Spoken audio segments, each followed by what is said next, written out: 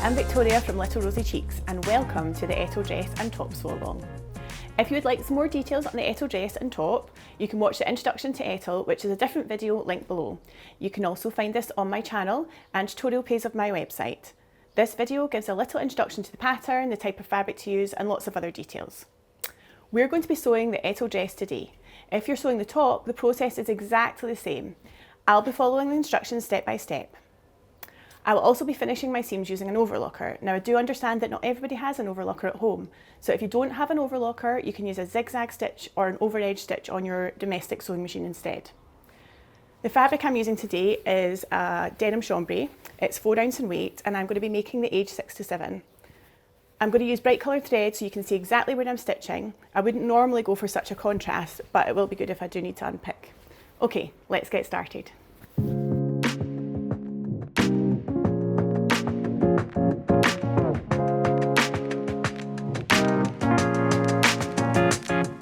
The first thing we're going to do is prepare the facings. We're going to iron on the interfacing as per the manufacturer's instructions. We're going to be interfacing pattern piece number 3, which is the front facing, pattern piece number 4, which is the back elastic facing or casing, and pattern piece number 5.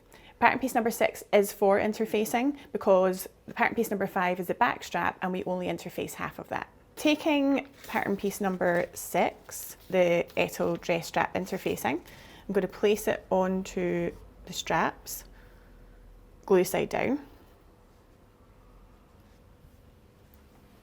And I have cut myself some notches for the centre. And I've got a little. And I'm just going to make sure it's right at the edge. Then with my iron on a medium heat, I like to use my iron on a low heat and build up when I'm doing interfacing. And I'm just going to press down. I usually press it down at the ends and then work up. And you can see that I'm not ironing in a traditional way of going back and forth. I'm just holding it down until the glue melts rather than ironing like that. A little tip is if you have got any folds or creases, I would always recommend just ironing those out before you put the interfacing on, so that also the heat actually helps with the facing as well, because that helps bond the glue if it's hot underneath as well. So you can place that on, making sure, you can see that I'm making sure I've got no overhang of interfacing on my mat. And I'm just going to iron it on.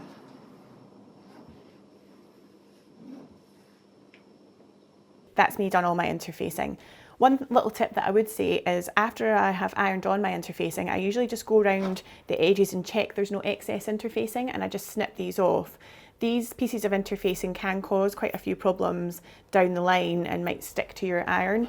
Sometimes as well people find them a bit confusing to try and determine the seam allowance. So it's best to just neaten that off and just make sure there's nothing hanging off the edge. Now that you've got your interfacing attached with the right sides together, you're going to pin the facings at the side seams. Oops.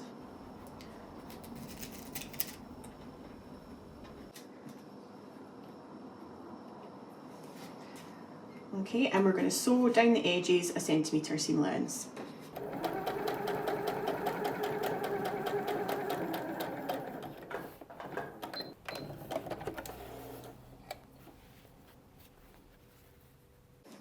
Okay, so we're going to press the seams open on both sides.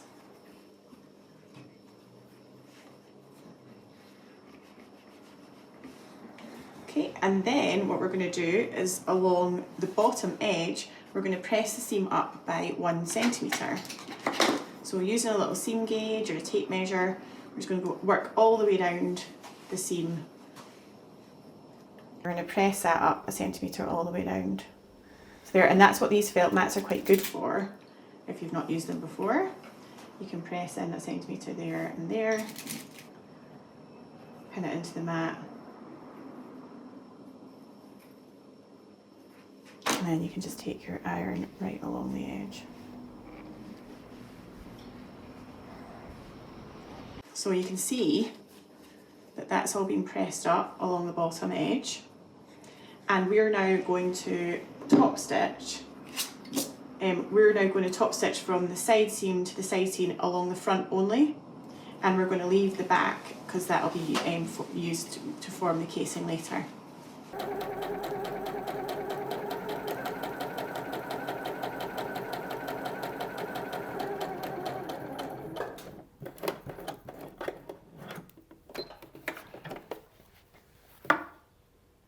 Okay, so now we've top stitched the front facing only, so we can just set this aside and we'll use it later on.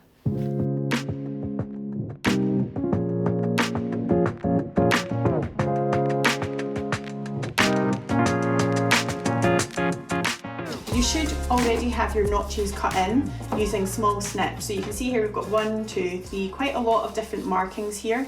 So, and we've got 1, 2, 3 pleats, and then on the fold we've got pleat 1 and pleat 2 on the reverse as well. So what we want to do is create small snips that are just 5mm, so they're within the seam allowance, so you can see them quite clearly here. But I also personally like to mark pleat 1, pleat 2, pleat 3 with a pin. I just find it easier to bring the pins together. So I'm going to just go along and place a pin in at pleat 1 notch like this. And then just check pleat 2. You can also use like a chalk or something like that if you prefer. I just like the physical movement of bringing the pins together. This is a little bit fiddly. And then pleat 2, so we've got pleat 1, snip, snip, pleat 2 is here. So these other areas are going to get folded. The fabric's going to fold underneath the box pleat. And then pleat 3, which is the last one, which is going to be here. So you should have 5 pleats marked all together. Okay, so pleat 1, pleat 2, pleat 3. So, and then this notch is for the seam allowance. So I'm just going to take the pattern piece away. And I'm going to open the dress right out.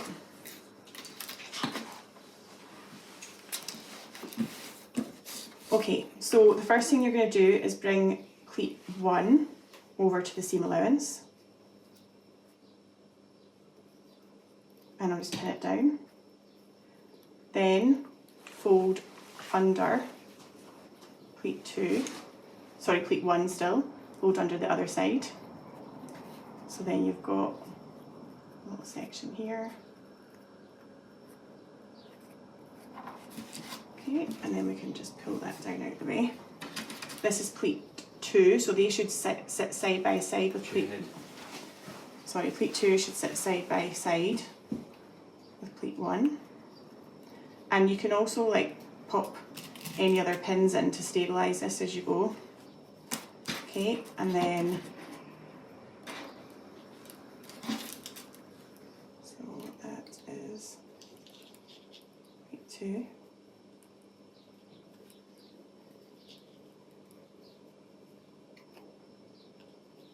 So you can start to see how the pleats are going to form here.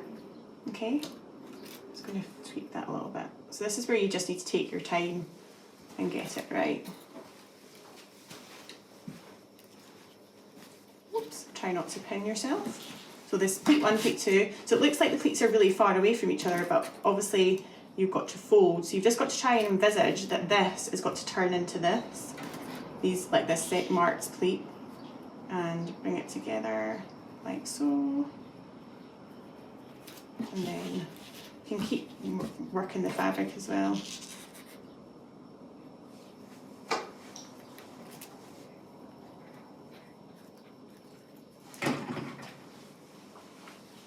So that's just got now the middle pleat, pleat 1, 2 and 3. Oops.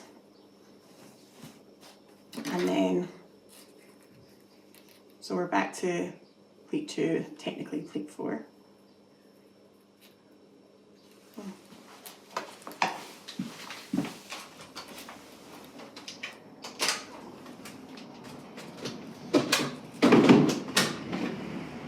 And I suppose a good tip is that you always remember that the pins, where you place the pin, is where it's got to fold.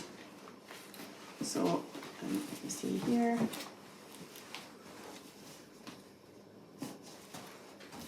Okay. And then the last one.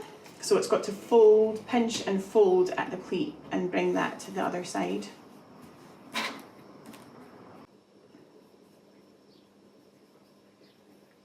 Oops, wrong one. Last one.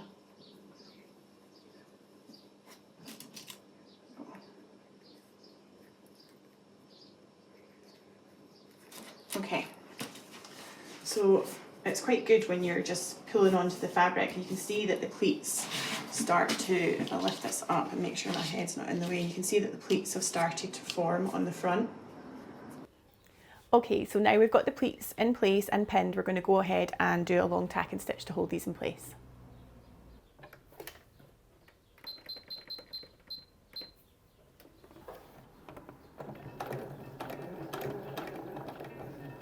You want to sew right up towards your pin. If you want to, you could hand wheel over your pin just so that you've got as much control as possible and take your pin out. And the other thing is that you can use your fingers to help keep the pleats together. So you can see, like, sometimes you get a little bit of separation in the pleats. So you want to try and have these pleats, I always like say kissing, so that they're just bang on touching each other. So we're just going to stitch along, get to the next pin, take it out. So you can see I'm going really slowly. It depends on your preference of sewing over pins. I try not to, because it can mess about with the timings of your machine.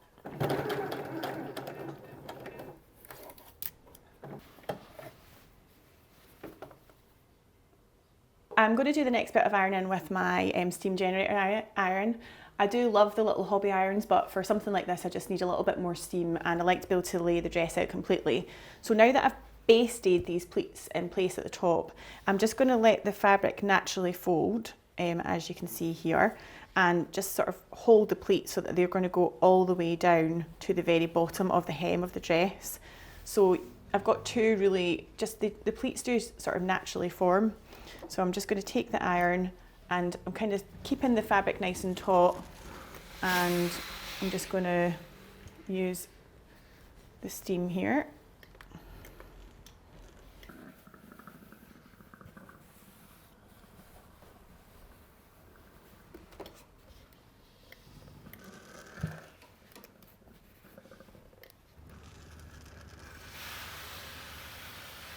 Okay, so now you can see all your pleats are lying beautifully straight and pressed on the ironing board.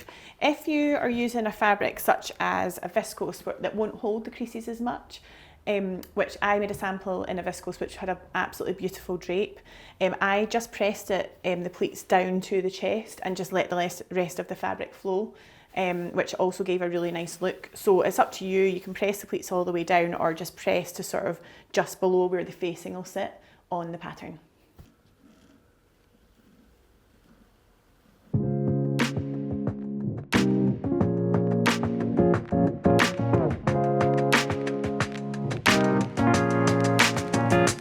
Now the pleats are formed, we're going to prepare the pocket bags. So you should have four pieces cut out for the pocket bags, and there should be 2 pairs. So what you need to do is overlock or finish the outside edge of the pattern piece. You can, if you don't have an overlocker, you can use a zigzag stitch, or you could potentially use pinking shears as well, although I do find that these free. We are going to overlock around the pocket bag. So the first tip I would say is make sure that you're sitting high up in your seat so that you're looking down at the machine. So if you need a cushion, pop a cushion underneath. Some people like to overlock standing up. I prefer to sit down, but I'm quite tall, so I would recommend if you're a little bit shorter in the body, sit on a cushion. So I'm going to just lift the foot up, and on my machine there's a little groove, so I'm going to use that groove and keep the fabric on that at all times. I'm not going to watch the blade or the needles, just making sure that the edge of my fabric is consistently on this groove as much as possible. And so I start to twist the fabric to keep it straight along this edge.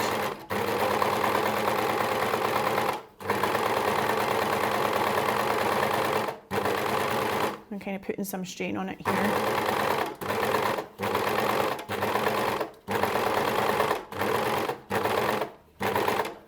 If if you need to, you can lift the foot up. And then when I get to this little kick out here, I'm just going to turn the fabric, like pleat it here just to keep that straight, because it's only going to sew at like 1/4 inch or 6 mil. So it doesn't matter if this has got a little fold in it, because it won't get stitched as a fold.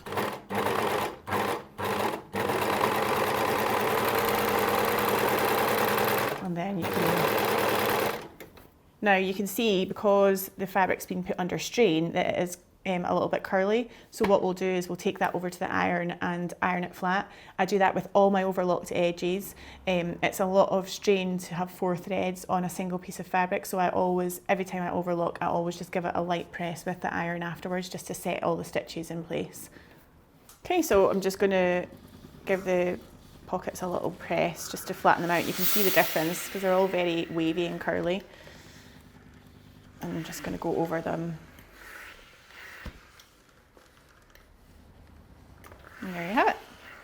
So back to our front piece, we're just going to find the notch for the dress only, and you can see we've got the little notch here. So put this to the side, and then we're going to put the pocket pieces right sides together. So with that notch, and it's the top notch, and we're going to line those up so that they match and pin in place. So we've got nice big pockets on this dress, so that whoever's wearing the dress can put lots of things that they've gathered up inside, all their treasures. And the same on the other side.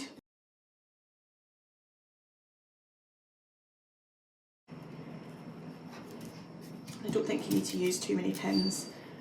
If you want to, you can check that the bottom of each pocket matches, is the same, so the pockets are level. And we're going to do the same with the back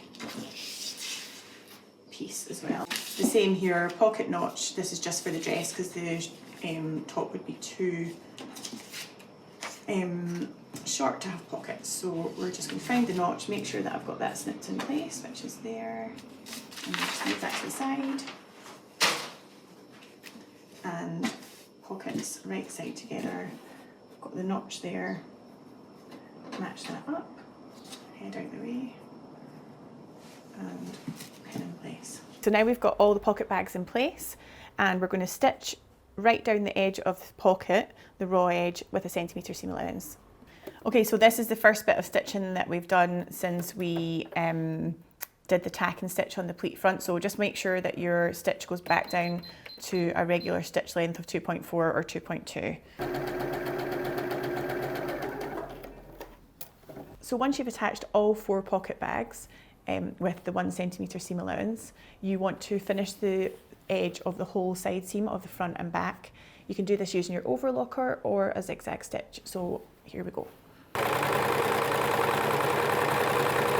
So we've pressed the pocket bag away, and we're going to do a little row of stitching 2 to 3 millimetres away, just on the edge of the pocket here.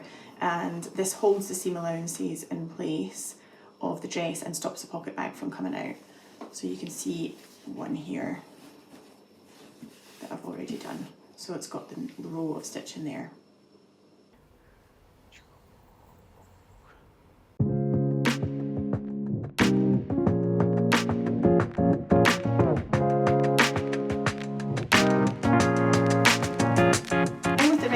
Of the front and back together, we're going to pin down the side seam, and we're going to sew all the way down the edge of the pocket and down.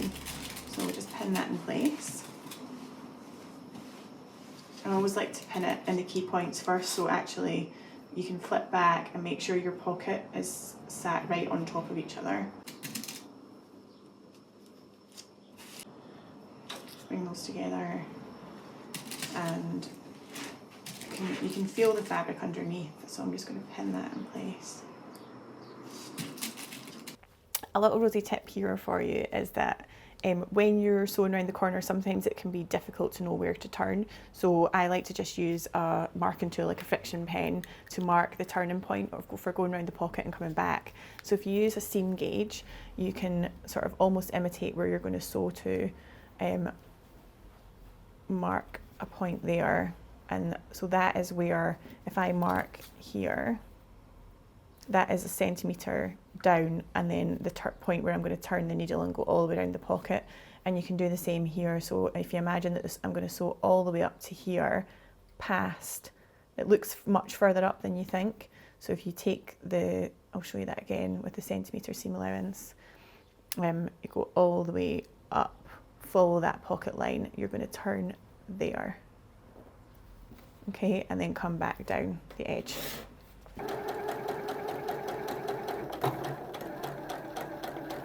Okay, so now we're coming up to this turning point, and I'm just going to take this pin out, and I can feel that the pocket bags are sitting right on top of each other.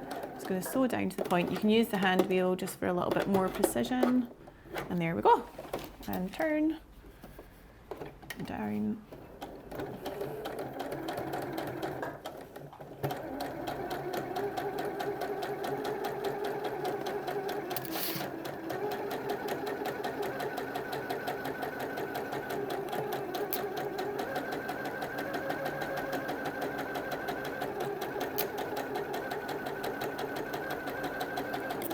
Oh, get that one later.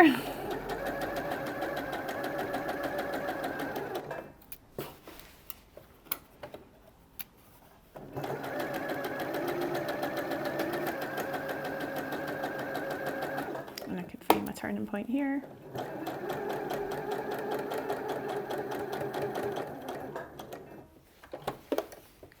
And pivot.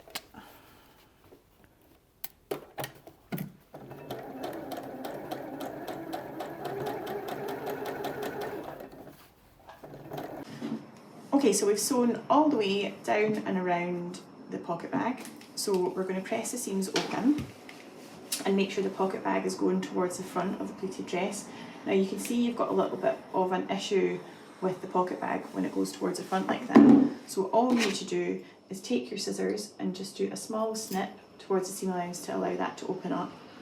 And the same here, allow that to open up, and then you can press. And obviously we're trying not to press any of these pleats that we've formed.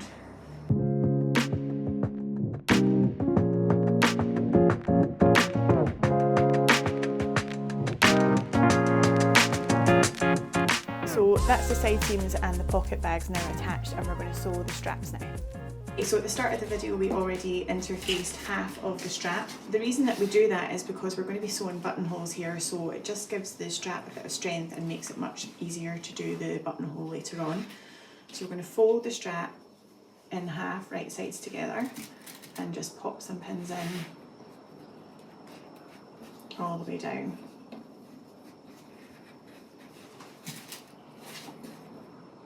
And we are going to sew all the way down across the edge and all the way down, and leaving one end open. Okay, so now we've got this pinned in place, we're going to sew all the way up one long end and down a short end. So, and again, a couple of little tips here for that is to be able to have a turning point. It just makes it so much easier. So I just mark across 1 centimetre down and across, and that's the point at which you're going to turn the needle. I'm also going to just mark a point there and there, and at this point here I'm going to turn my stitch length down and make this corner really strong for when we're pressing it out. So we're just approaching that first marker, and I'm just going to turn my stitch length down to maybe like 1.5, and I'm just going to sew in a much smaller stitch all the way to that turning point, and then turn the fabric, and then again sew to the next marker, and then I can put my stitch length back up to 2.4 for the end.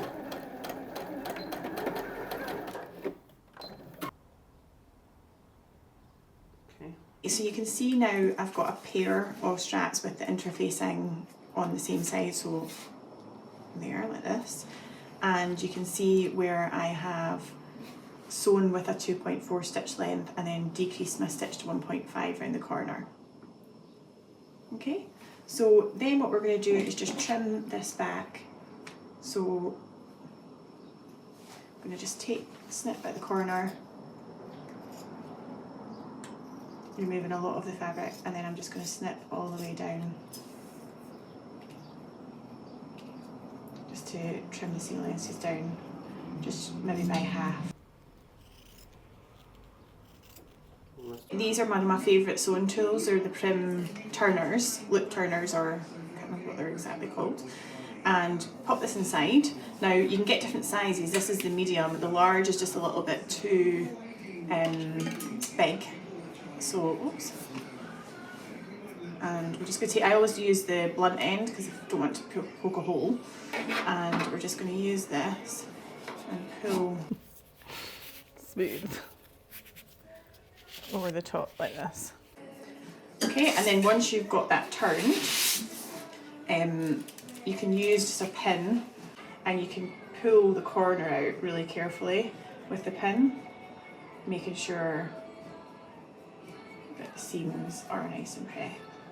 The corner's nice and poked out. My sewing teacher always used to tell me that she would like to see the stitches smiling at me. So I'm going to give this a steam. Sometimes it's quite good to give your iron a little bit of a steamy, then it gives your fabric a bit of traction when you're rolling the seams. So you want to press it so that you're rolling the seams and come along. See how I'm just rolling these seams out? And you can just literally roll it like that so the seam is fully pressed out.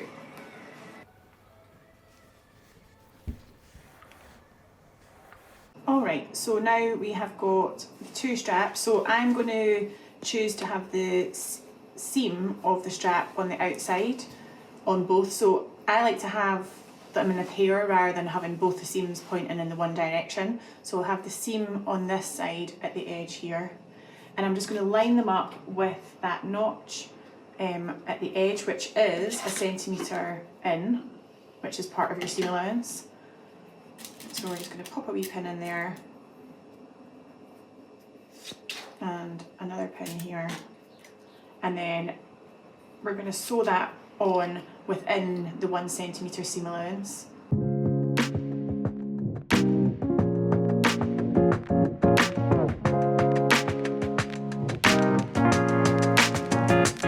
Now we're going to attach the facing to the main dress.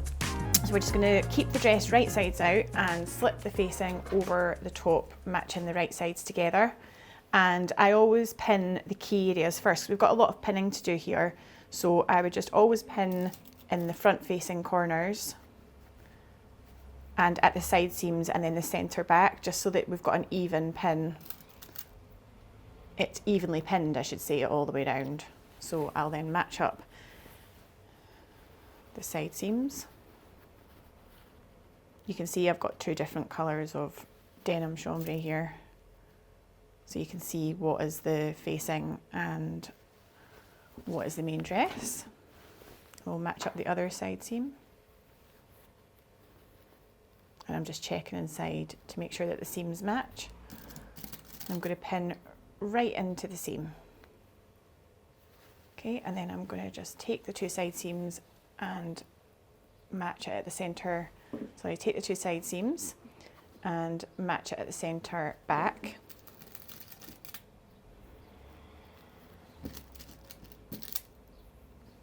Then I can find the centre of that section. So I know that it's all evenly pinned all the way along. When you're pinning around the facing where the armhole is, or the underarm is, sorry, you want to make sure that you're not going to pin the strap in, because what we're going to do is sew all the way up and just miss that strap. So you could just move that into the middle. You could pin it out of the way too if you want to, just for extra security, but I would just make sure you're pinning here. And as you're sewing, you should be able to feel the strap and miss that, because we want to sew exactly right next to that strap for a neater finish. So we can just make sure that the straps are both out of the way. Now we've got that pinned in place, we're going to sew all the way around the top edge of the facing. So I'm going to start on a straight section at the back facing, or the back elastic casing, and I'm going to sew all the way up here, making sure that I'm going to come right to the edge of the strap without stitching on it. Don't worry if you do stitch on the strap, because you can easily unpick it. So here we go.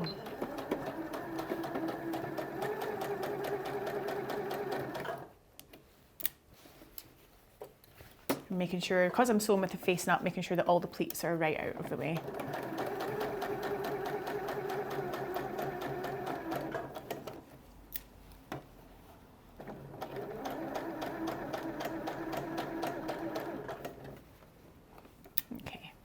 So I can feel the strap along here.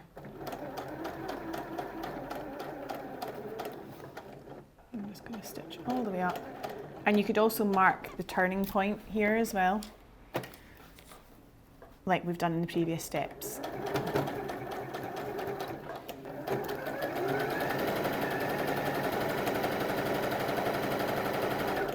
Once you've sewn the face into the dress, snip the corners and cut some small triangles on the curved underarm seam. You also want to cut about 5 small triangles from the top of the dress too. This helps reduce the bulk and allows the facing and dress to move together during wear. Do not trim or grade the seams, as this will cause the facing to roll to the outside, which we do not want. Once you've snipped the corners and cut these triangles, you'll be ready to iron the seam allowances towards the facing like so. Sometimes I find it easier to slip a tailor's ham for this, and you obviously won't be able to press into the corner where the strap is, but you should be able to just, if you hold it over, the strap's going to go up towards the facing as well, and then you can press the seam allowances up. And we'll do this all the way around the dress. So at the underarm, I'm going to press all the seam allowances up towards the facing.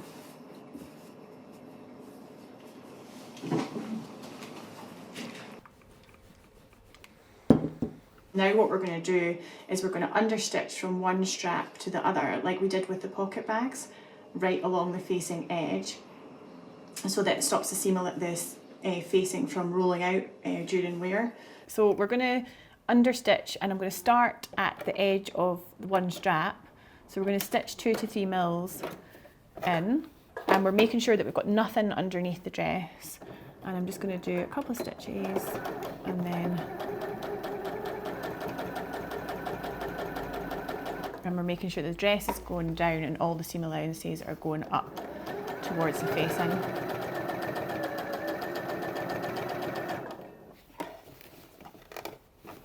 And it gets a little bit trickier as you come into the corner, so you can just get your hands in and pull it apart, making sure you're not going to catch anything or ease it apart. And that's us. So we've now got that long tack and stitch holding the pleats in place, and we've now got an understitch here which we're going to press.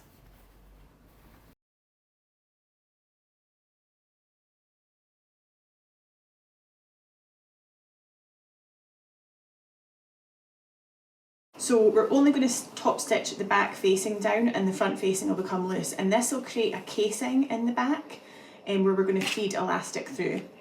So we're going to pin this, we're going to pop the dress flat, because I'm going to sew it from this side. Even though you'll see it from the outside, I just think it's more important to get this accurately sewn along here so that the elastic will fit through. So the elastic should be 2.5 centimetres or an inch wide, so we want to sew right along the edge of that casing. You won't really see the stitching from the outside because it's all going to be gathered together. So as I said, I think it's more important to have the stitch perfect along the edge here rather than doing it from the right side.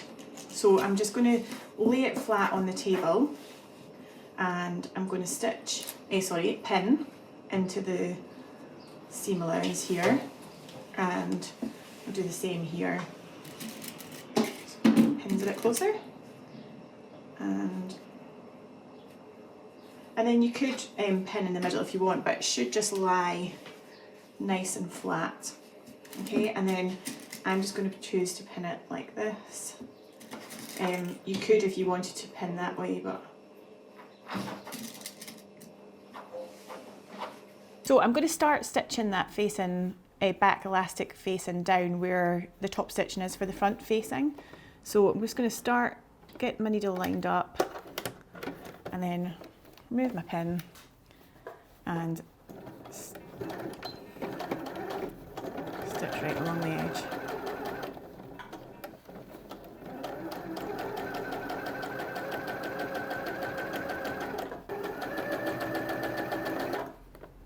So now we've sewn just along the back of the dress here to attach the casing or the back facing to the dress. So you can see it just stops shy of just at the seam allowance there. So we've created this channel, if you will, that we can now put elastic all the way through. So we'll just trim that wee thread off. And you can cut some elastic, and I'm just using the cutting guide in the instructions to know how much length I need to cut. And I might just cut a little bit extra, and then I can always trim it away because I'll try it on my model to make sure that it fits her. Okay, so I'm going to insert the elastic. This is a little bit of a nifty tool from Clover. An old safety pin will do the job, but you can pop the elastic into here and it clamps it down quite strongly, and we'll use that to feed through.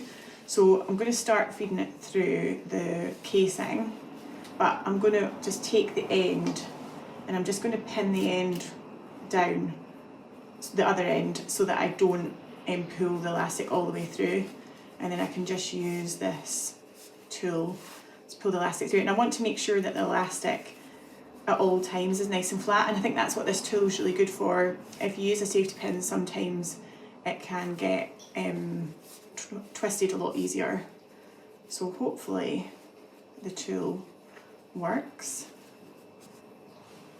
and I'll just keep feeding it along. I can hold onto the elastic and pull it through, and you can see it starting to slip through. And you can give quite a lot of pressure to this elastic. Okay, I'm just going to grab it. I'll just take that off now. And I want to make sure that the elastic is lying nice and flat, and I'm just going to pin it in place. And the same on the other side. I'm going to pin it in place here. When you stitch in the ditch, what that means is you stitch into the seam. So if you've got two seams, you stitch right into that seam, and it should technically become like a hidden stitch. So I'm just going to get the needle right into the seam. Now obviously you would usually be doing this with like a navy blue thread or a thread that matches, so it doesn't matter too much, but obviously you're going to see the stitch here. I'm just going to go forwards and backwards just to secure the elastic in place.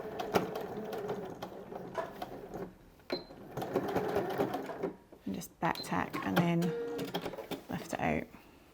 You can see we've got a stitch here. So obviously if that was in a colour to match your fabric, you wouldn't really see that. Alright, so now you can see that we've created the casing and the elastic's nice and secure in the side seams, which has given the back of the dress a nice flow.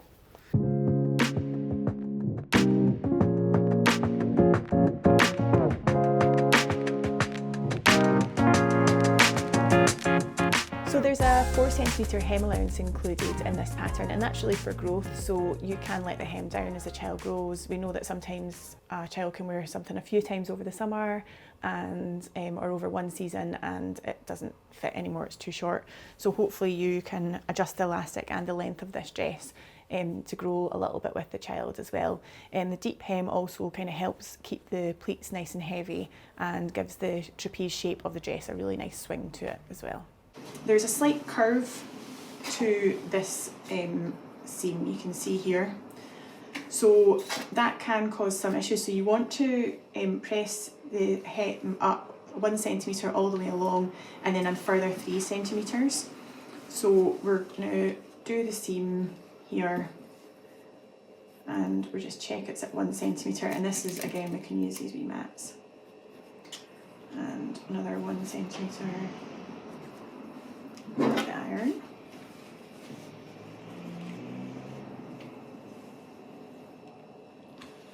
And that just helps with the curve of the fabric, so you can do it in small sections. So then I would generally tend to do the other seam next, so that's all sitting in place. If you sometimes if you travel all the way along, then it can make it all go off balance, and you can see sometimes you get a hem that's all ribbed or rigid. So we're just going to press it 1 centimetre all the way along in that section, and then we've got the middle section left. So if we pin that up, you can see where we're having to ease the fabric. So if I've got glass headed pins here, So I can use these just to ease that wave of the fabric. So see, now it's all controlled and we can use that. These felt mats are like having an extra set of hands. So I've pressed a centimetre all the way along, and then I'm going to do the exact same thing again, but this time with 3 centimetres. So this is where you start again. So we're just going to do that. Some issues with the curved hem. So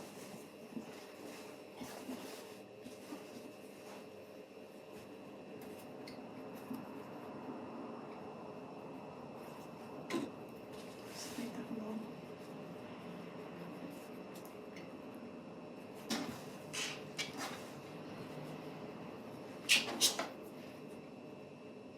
So yeah, you can see when you've got a curved hem, it ends up. So again, I would just pin it straight, move all the fabric, and just sort of keep easing around the skirt hem with my pins. So I'm going to stitch the hem from the right side. I'm going to pick a point on my machine. So this hem has been pressed up 30mm or 3 centimetres. So on my machine I've got a mark for the 3 centimetres. So I can either sew it at 2.5, but that's going to give me quite a bit of a flap on the inside. So I want to try and sew it a little bit closer to that than that. So I can move, on my machine I can move the needle along. So just to come and just play about until you feel like you're going to consistently hit the top of the underside of the hem. And I'm just going to go from there. Just keeping it on that same mark. It's important that we get a nice straight hem from the outside.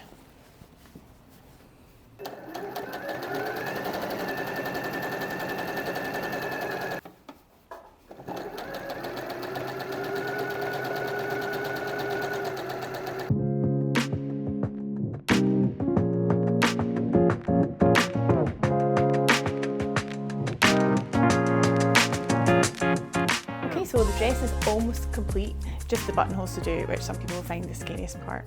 So we just have to mark where we want our buttonholes to be. Now this is a really good time to try this on the child who's going to be wearing it, because you might find that you need the strap a bit more adjusted. So we're going to sew the strap according to the pattern at the moment, but I would definitely recommend, again, trying it on the model and just checking that you've got the right position for the straps. They might need to be a little bit tighter.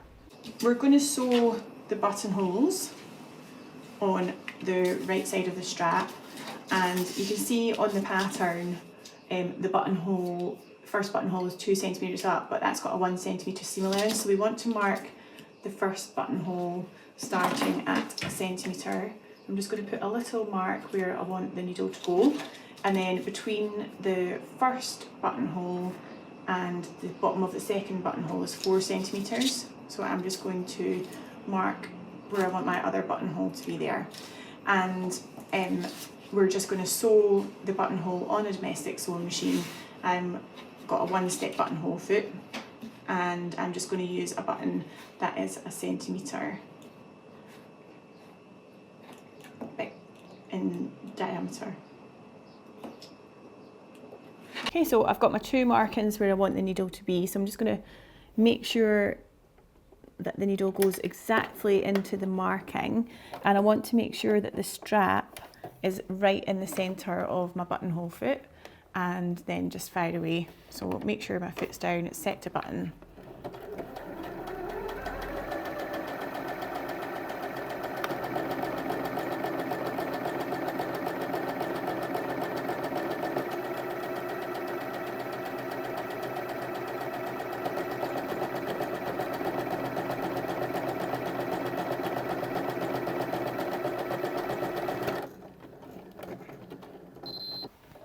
So that's the first buttonhole done.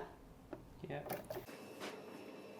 Okay, so now we're going to cut the buttonholes open. You can use some phrase check to stop it from fraying. So I'm just going to use my little mat and my buttonhole cutter and just use the chisel and just give it a little, and you just hear it sort of pop through the fabric, and then you can open it up. And at this stage I like to just put a little bit of the fray check on.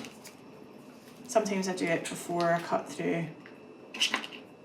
This is a well loved fray check. And just take it along the sides. And that stops the threads from catching on the buttonhole. So we're just going to do that for all 4.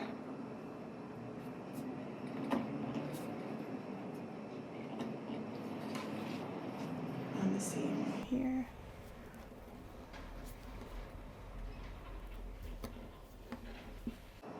So now we need to remove the stitch that we did initially to hold on the pleats, so the tack and stitch, and then we're going to hand sew the buttons on, and then your Ettle dress is finished. Alright, so we're almost finished. We just have to hand sew our button on for the strap now. So there are a few options that you can do with this. You can have the straps shown on the outside, you can tuck the straps and sew the button on the inside, or you could do something a bit fancy and cross the straps over the back. There we go. So yeah, you can see the front and back of the Ettle dress and the cute little pockets on the side seam. And that's our Ettle dress finished. If you have any questions, please pop them in the comments below, or you can send me an email via my website. I hope you've enjoyed the sew along, and happy sewing.